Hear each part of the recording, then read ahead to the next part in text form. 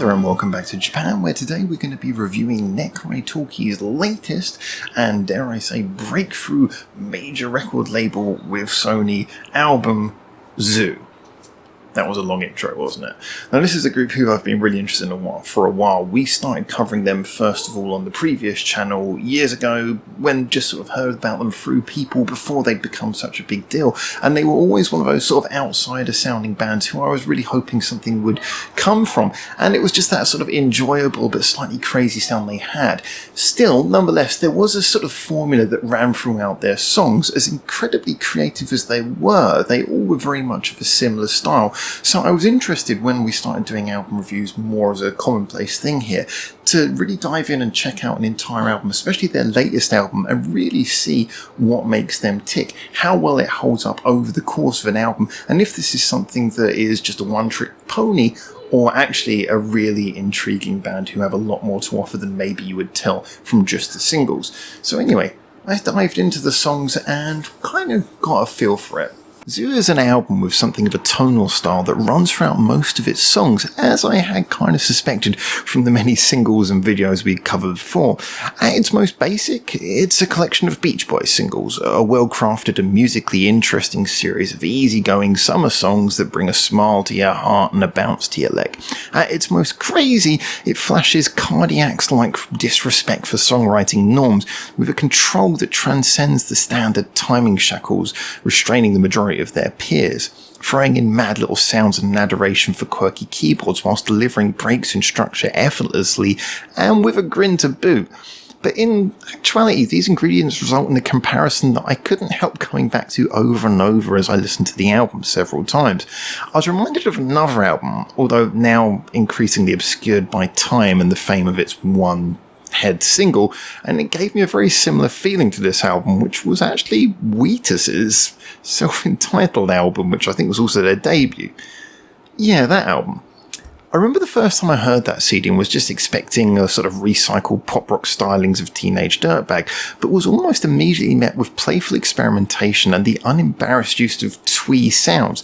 Although NECRY TALKIE Zoo is an even more gleeful affair, for the best part, it did make me smile to be so clearly reminded of that feeling of hearing pop rock that was neither meant to be taken too seriously nor relegated to the background so easily. Perhaps the factor most working against Zoo is that the majority of the songs are of a similar tempo, similar mix and tone, and employ similar uses of breaks and writing tricks that you'll have a pretty familiar idea of their preferred formula by the time you get to the end of the album. However, to its credit is that they have enough tricks up their sleeve that it doesn't sound repetitive even after numerous listens.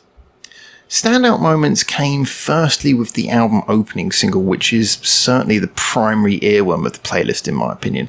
A gleeful start that may be annoyingly earwormy to some, but to me was this kind of irritatingly repetitive ditty that was delivered with the necessary musical integrity and set up to actually make it charmingly engaging instead of just annoying. Some of the fun sound effects and slide whistles maybe started to grate after a few listens as they'd lost their novelty, but overall I would prefer too much charm to not enough charm. This is a fantastic single though, and it sums up a lot of what the album's about whilst maintaining its own character, and thus it was a highlight for sure every time I came round to it. Now, Shinyato Konbini, in the middle of the album, added a refreshing ballad halfway through the album which sort of highlighted a calm and well-executed alternative side to the band's sound, although not perhaps standing out in any matters of catchiness or maybe musical detail. It improved the overall album as a listen through, if just for its presence, and with a cool few minutes every time it came around. It certainly had its effect. It certainly came across with a mood and emotion that landed each time. Directly after, however, is Mushi ga Iru. It's a 2-minute blast that most closely brings the album to straight punk rock. And I know, to think I, of all people, will call one of the most rock songs on their pop album one of my favourites. Well, it just defies belief, doesn't it? Well, anyway, just like the song before, it gets a lot of its strength from being a contrasting curiosity in the heart of the album. The guitars and drums are heavy and the chord pattern's extremely simple, but it hits just right at the right time and still has all the fun little NECRY details underneath, primarily from some fun keyboard noodling, which actually culminates in a solo later on in the song. How many times I'd listen to it over and over on its own, I don't really know, but it certainly has a lot of colour for a simple, irreverent punk song, and I must admit, so far after quite a few listens, it hasn't worn thin on me yet. Now, the next track of note is called, here we go, Shibuya Hachi Koguchi Mai Mofu Mofu Dobotsu Daiko Shin. Totally got that from the kanji.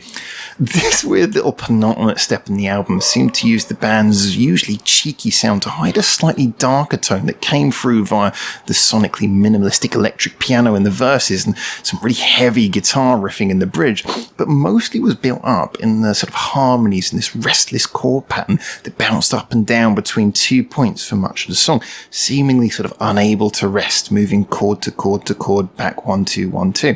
And that restlessness makes this a different affair from most of the more enthusiastic and energetic songs on the rest of the album.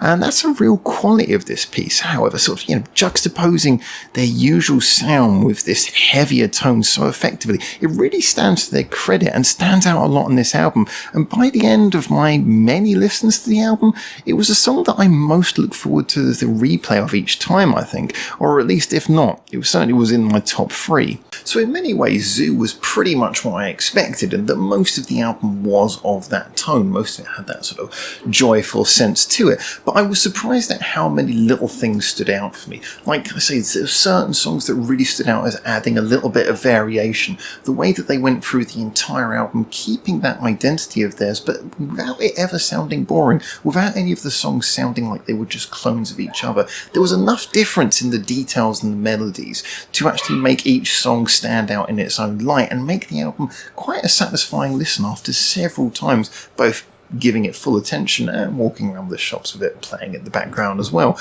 I must say that it was one of those albums that was kind of safe in one aspect in that they were sticking to their sound, but it was never complacent. It was always very much moving around and trying to do interesting things. So I would say that this is an album that I would wholeheartedly recommend to anyone who likes their music just a little bit different, who wants something with a bit of colour, or to someone who wants something which is overall kind of gleeful joy and has a sort of sense of happiness without being too shallow, meaningless or disposable. So it is definitely an album that has a place. Now, I am looking forward to hearing more variation from them in the future, hearing more different things that they can do, but I do hope that they never lose this core sound, as it is quite a nice identity that they have as a band, and I do think there's a lot of space in the world for bands who can do this kind of thing, have this kind of joy, this glee to what they do, this sort of sense of experimentation and lack of concern with, trying to be too trendy, and yet still also manage to hit all the popular notes. So I'm really looking forward to, like I say, hearing more from them.